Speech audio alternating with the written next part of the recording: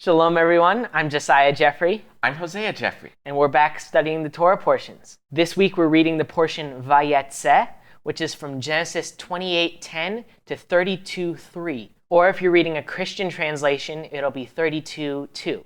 We've already read the portion ahead of time, so if you'd like to read it as well, you can go ahead and pause the video and do that, and then we'll get into discussing. In Vayetze, we see how Jacob has a prophetic vision in which God establishes the covenant with Abraham to Jacob. Afterwards, Jacob flees to the land of his uncle Laban, where he stays for many years and is provided for by God with wives and children and many possessions, after which he finally returns to the land of Canaan. So this portion starts out with Jacob fleeing from Esau, as we read in the last chapter.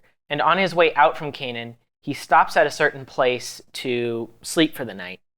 And while he's asleep, he sees a vision from God. In this vision, he sees a ladder going all the way up to heaven, or a staircase in some translations.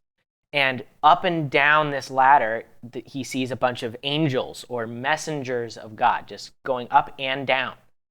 And then God stands at the top of the ladder, and he basically renews the covenant that he made with Abraham and then passed down to Isaac. He says, I am the Lord your God, the God of your father Abraham and the God of Isaac. And he says that I'm going to give you the land on which you lie. So Jacob hasn't left Canaan yet. He's on his way out. But here, while he's still in Canaan, God's like, I'm giving you the land of Canaan. And he promises, even though you're leaving, I'm going to be with you no matter where you are, and I will bring you back to this land because it's yours. And he also again reiterates that Jacob's descendants will be a blessing to all the families of the earth. So like he already said with Abraham and with Isaac, he's now reiterating that to Jacob, saying this promise to be a blessing to all the families that is going through you. So this is a really interesting vision because not only is God just reaffirming the promise, but also this imagery of the ladder. It's not really discussed like what the implications are of this ladder here. It is mentioned again, though, by the Master Yeshua. In the book of Yochanan, or John, Yeshua is talking to his disciple Nathanael, and he says, Amen, amen, I say to you, you will see the heaven opened and the messengers or angels of God going up and coming down upon the Son of Man.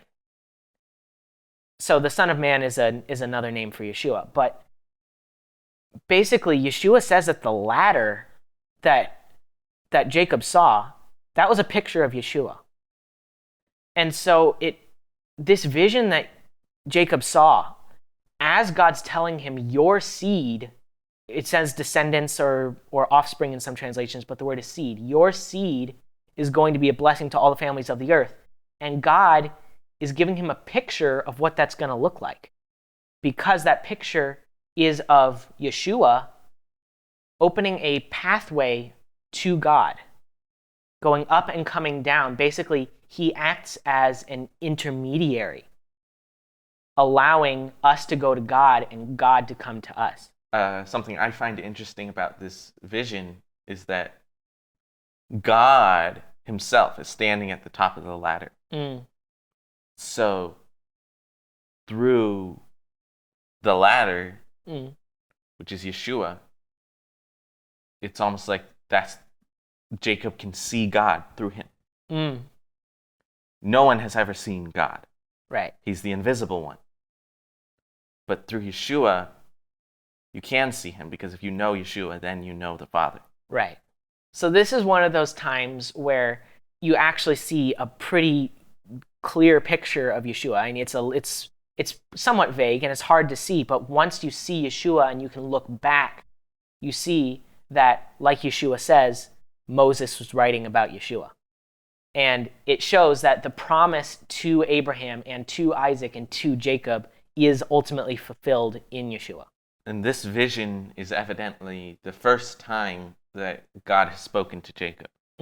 And with it, he's confirming the promise to Abraham and Isaac. And so he's basically making himself the God of Jacob right here, right now. Yeah. And so Jacob realizes that, and he's like awestruck and afraid.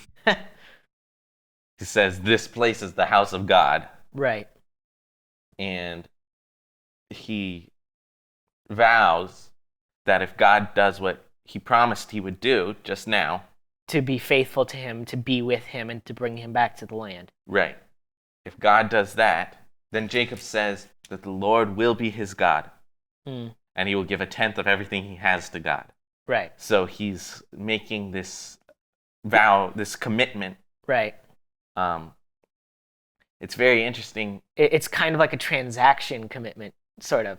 God promised this, and Jacob is like, well, if you do this, then I will do this. God's doing it without any conditions. And then Jacob puts conditions on himself, almost. Right. The covenant that God made with Abraham and confirmed with Isaac was unidirectional. God is promising things to Abraham and to Isaac, and they just believe. And right. They didn't do anything, and God didn't tell them to do anything except, circumcise. Yeah, but Jacob's reaction is unique in that he's basically promising back to God. Yeah. He's kind of making the covenant two ways, as it were. Right. Obviously, if Jacob were to fail in his requirements, that doesn't mean God would fail in his. No, but Jacob's just going the extra mile to show his devotion to the God of Abraham and the God of Isaac, and now he wants it to be the God of Jacob as well. And another thing is that he adds in this concept of giving a tenth to God. This is only the second time we've seen the concept of giving a tenth in Scripture. The first time was with Abraham when he gave a tenth to Melchizedek.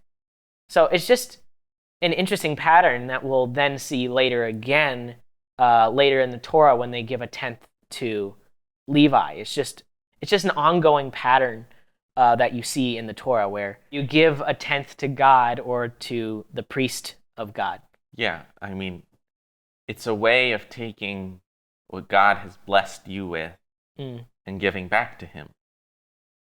The reality is he deserves 110% of what he gives you, not 10%. Right. But it's the least you can do. Right. Another thing that I noticed about this promise that God makes to Jacob is that he promises, "Behold, I am with you and will keep you wherever you go and will bring you back to this land." That language of "I will bring you back to this land," it reminded me of promises that God later makes to the nation of Israel, where God basically promises, yes, if Israel is wicked and doesn't keep my commands, I will exile them from this land, but no matter what happens, I won't forget my covenant, I won't finish them off completely, and I will bring them back to this land. And so that promise of faithfulness to the people of Israel starts with Jacob, because this is the first time you see that concept of, yes, you're leaving the promised land, but you will come back. Because with Abraham, he just promised, this is your land. And yes, he did go to Egypt and he came back, but there was no big deal about that. And Isaac stayed in the promised land his whole life. But Jacob, God is promising, yes, you're leaving the promised land. And I know, and I'll be with you when you're not in the promised land. And I'll bring you back to the promised land. I mean, like we already said, the promise is one way. It doesn't matter how far the people of Israel go. Like it already says, your offspring shall be like the dust of the earth, and you shall spread abroad to the west and to the east and to the north and to the south. Behold, I am with you and will keep you wherever you go, and will bring you back to this land. Isaiah says some things which seem parallel to it to me when he says, "Fear not, for I am with you. I will bring your offspring from the east, and from the west I will gather you. I will say to the north, give up, and to the south, do not withhold. Bring my sons from afar and my daughters from the end of the earth." I can't say for sure, but it seems to me like Isaiah's like directly paralleling this here. Because like you said, there is a parallel between Jacob going out and being brought back and all of his descendants going out and being brought back. The people of Israel have gone in every direction. They are everywhere. Right.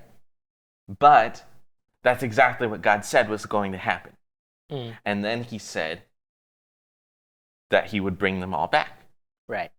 And then after Jacob sees this vision, he goes and he decides to name the place Bethel, or in Hebrew it would be Beit El, which means house of God, because he says, surely this was God's house and I didn't realize. And he sets up a pillar and he anoints it as basically a monument that God appeared to him there and saying, this is where God is. And this place, Beit El, actually later became a spot where the tabernacle sat. The tabernacle was essentially God's makeshift house before the temple was built in Jerusalem. So God appeared to him here, and Jacob called it the house of God, and then later the house of God actually did sit here. So after Jacob had gotten up the next morning, he went on his way. He leaves Canaan, and he comes to the east, to the land where Laban lives. Laban being his uncle, right, his mother's brother, which is where his parents had told him to go. To take a wife from his daughters, actually. Right. That was what they assigned him to do, basically. They said, get out of here, go to your uncle, marry one of his daughters. One of the first people he sees when he gets to that place is one of Laban's daughters, named Rachel. So as soon as he sees her, he's like, yes, I made it. And he goes to Laban, and it's kind of love at first sight-ish type thing where he immediately, he's like, I'm going to uncover the well just for her. I'm going to kiss her. I'm going to start crying. And it's like... Well, it's also because she's family. Laban's father was Abraham's brother. So there is some pretty close familial connection there, which kind of makes it a little weird that they're getting married. But that's... At this time period, there weren't a lot of people on the planet. And also, basically, marrying within the family is how ethnic groups happened, really. Right. That's specifically what Abraham wanted to happen to avoid assimilation, to keep the people group distinct. Right. So, now that Jacob's here, Rachel leads him to Laban. And Laban says, hey, it's my family. Come stay with us. I'll take care of you. He's being shown favor. And Jacob starts working for Laban. And Laban's like, well, you can't be working for nothing. What wage do you want? Jacob says, I'll have your daughter Rachel. Which, I mean, that's exactly what his parents wanted him to do. So that's, it makes sense. But he loved Rachel. So he said, I'll work 7 years to earn Rachel. And Laban said, all right, sounds good. And so Jacob worked 7 years for a wife. And it says that for him it only felt like a few days because he loved Rachel so much. Love is willing to work, do whatever it takes for the people you love. And so after 7 years of waiting and working, Jacob says, it's finally time. Laban, I'm ready for my wife. And Laban says, oh, I'll give you a wife. He's like, here's my daughter. And then next morning, Jacob wakes up and he's like, this is the wrong daughter. You gave me Rachel's sister, Leah.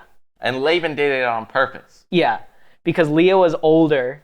And so even though Jacob loved Rachel, Laban was like, but Leah's older, so she needs to get married first. And it says that Leah wasn't as beautiful as Rachel was. And Jacob just loved Rachel. And so Jacob's naturally upset when he gets the wrong wife. But Laban says, not to worry. I have the solution. You're going to love this. I'll give you Rachel too if you work for me for another 7 years. So it's messed up. Laban cheated Jacob to marry off his other daughter. Right. And now Jacob has 2 wives, one of which he worked 7 years for, and one of which he has to work 7 years for. Right. And one of which he didn't want, one of which he definitely wanted. And it just creates all sort of internal strife, and it causes rivalry between sister wives. And it's just totally messed up. And it's basically all Laban's fault.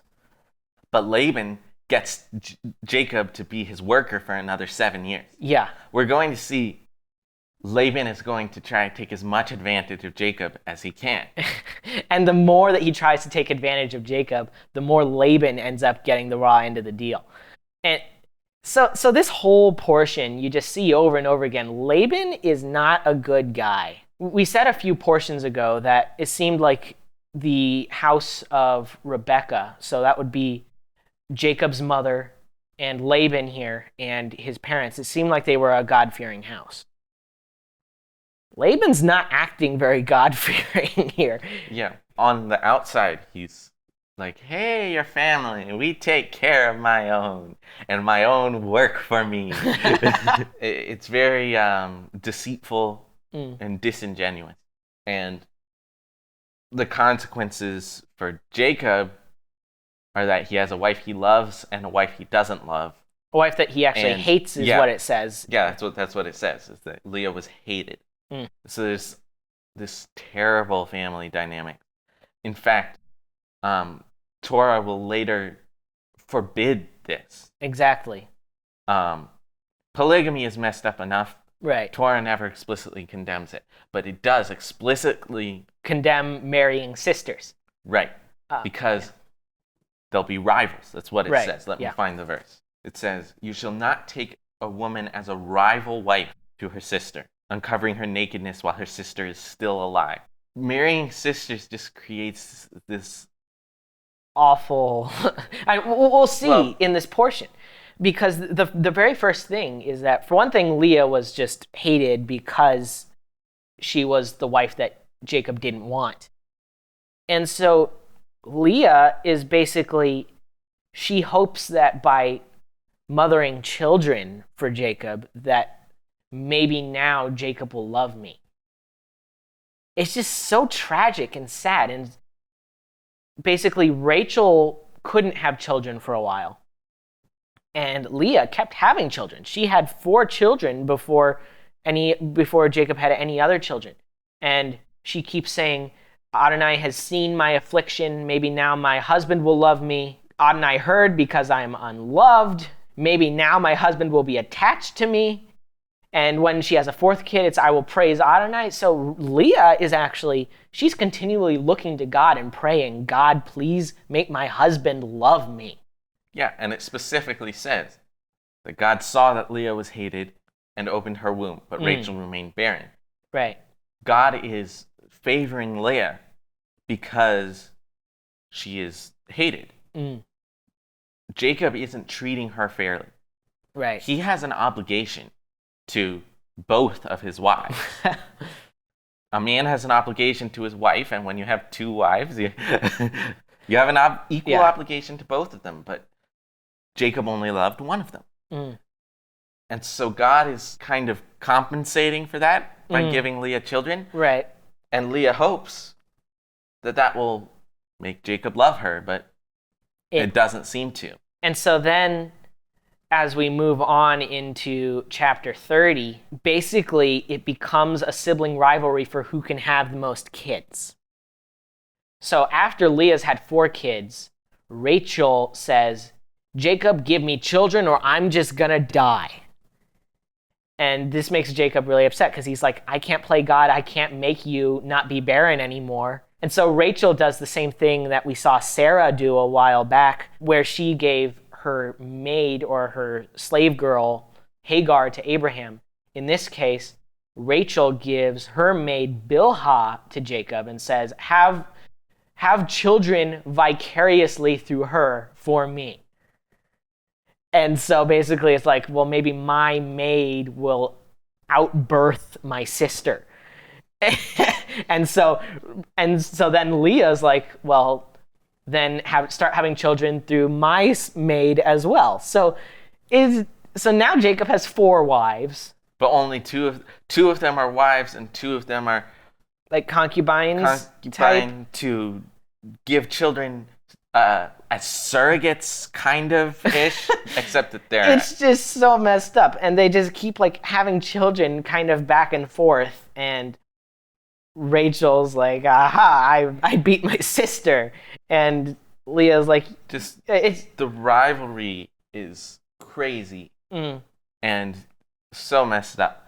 But through it all, one thing is being created, which is children. Lots and lots of children. 12 sons. Well, 11 we haven't gotten sons. to the 12th son yet, but we have gotten a daughter. So Jacob does have 12 children so far. Through all these children, Jacob's going to have the 12 tribes of Israel. Right. This is how God is building the nation. Yeah. And again, it shows the pattern. Even when people are doing messed up things, God is still working through that to achieve his ends. So after the birth of Jacob's son, Joseph, Jacob's 7 years are up that Laban required him to work for a second wife. Right. So Jacob comes to Laban and says, "My time's up. I've got wives, I've got children. Let me go home to my own country." And Laban says, wait, no, please don't go. God has blessed me because of you, so I want you to stay. Go ahead and pick your wages. I want you to stay. And Jacob says, okay, fine, if you insist. But here's my wages. I'm going to keep pasturing your flock, because that's the work Jacob's been doing for these 14 years. He's been basically shepherding. Yeah, he's been shepherding the flock. And he says, okay, I'll keep doing it. But now my wages are going to be, I'm going to take all the speckled and spotted lambs and goats to be my own flock. And then all of the white ones you get to keep. Those will be your flock. Right. So Jacob is able to build his own flock this way. But he's also saying it's an easy way for Laban to make sure he's not being cheated. Right, because he can just look at the sheep and say, that one's Jacob's, that one's mine. Right. So this arrangement that Jacob's making, it makes it very, very hard for Jacob to possibly cheat Laban. So Jacob is basically guaranteeing his honesty to Laban. Right. And Laban says, that's a good deal. Let's do it. But then he takes all the speckled and spotted sheep that should belong to Jacob out of his flock and separates them 3 days' journey distance so that none of those sheep can reach the flock that Jacob's left to pasture. So Jacob has said, I'm going to go through your flock, and any black sheep that I find and speckled goats that I find are going to be mine. But Laban purposely took all of them out. That's crazy. I hadn't realized that. I'd misread which he was which. Yeah. So Laban went ahead and removed all the sheep that would be Jacob's. And then when Jacob got to it, there were no sheep left for him. Right. So Laban is cheating Laban is Jacob. An awful dude. Yes, Laban is totally cheating Jacob. But Jacob's solution is he takes some sticks and he peels them and he puts them in the water troughs where the flock will come to drink. And it doesn't say exactly what this does, and it seems to imply some divine intervention a little later. Right. But basically, these white flocks that have no speckles or spots bring forth striped and speckled and spotted young. Right. So all the young being produced by Laban's flock belong to Jacob. Right. And so all of Laban's possessions are slowly shifting over to Jacob. Right. Except that basically it seems like these sticks are somehow encouraging the flocks to mate. And so whenever the strong sheep and goats were there getting watered, he would put in the sticks that they would mate and then bring forth young for Jacob to have. But when it was the weak sheep and goats, he would take out the sticks. That way they wouldn't mate and he wouldn't get any of those. So basically, he was basically slowly separating things such that all the weak ones ended up in Laban's possession, and all the strong ones ended up in Jacob's possession, and also Jacob ended up with a lot of them. So basically, Jacob is kind of getting back at Laban, whether he's doing that of his own accord or whether that's God actually intervening. It's a little bit confusing exactly how this happened. But whatever Laban tries to do to take advantage of Jacob, it ends up causing Jacob's increase. Jacob hasn't done anything wrong to Laban. Everything that he did here was perfectly legal within the confines of the agreement that they had made. But God is still blessing Jacob. Like God said to Jacob, he would always be with him no matter where he was. And while Jacob is still operating within the confines of the agreement, Laban keeps altering the deal. Pray I don't alter it further. Jacob says that Laban cheated him and changed his wages 10 times. Over the course of 6 years. Over the course of 6 years, he would say, just the spotted are going to be your wages. And then the whole flock would have spotted young. So then he said, never mind, forget that. Only the striped are going to be your wages. And then they would all be striped. So it does seem like God, and it says that God gave him a vision, and when he saw in the vision that all the young were spotted and striped and speckled and black and all that. And so basically it does seem like God is physically intervening here and making sure that Jacob is getting what he needs. It says God has taken away the livestock of Laban and given them to Jacob. And Laban kept trying to cheat Jacob, but God did not permit him to harm Jacob. That's what it says. So, yes, God is making sure that even as Laban keeps altering the deal, all of the strong sheep being born are going to Jacob. And so Jacob's just getting richer and richer. Right. And Laban's losing his wealth. And like we saw with Isaac, when he got prosperous, the Philistines hated him and started to stop his wells. And told him to leave. When Jacob gets this prosperous, Laban, who's his own family and who was showing him favor at the beginning, it says his countenance changed, and and Jacob was like, oh boy, he's getting mad. So God says, it's time for you to go back home. Yeah, God tells Jacob that it's time to go. But Jacob is afraid of Laban.